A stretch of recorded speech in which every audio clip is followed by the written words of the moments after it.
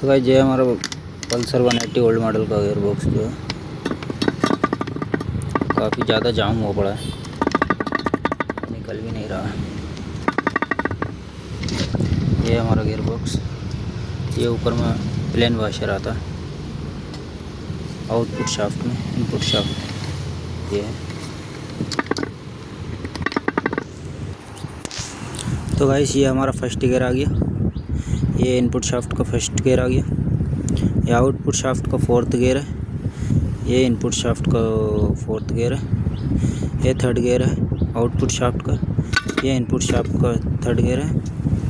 ये आ गया input shaft का 5, ये आ गया दूसरा गियर इनपुट शाफ्ट का, ये आ गया दूसरा गियर आउटपुट शाफ्ट का, ये आ गया फिफ्थ गियर आउटपुट शाफ्ट का। वीडियो अच्छा लगे तो वीडियो को लाइक और चैनल को सब्सक्राइब जरूर करें। ऐसी जानकारी के लिए हमें सब्सक्राइब करें।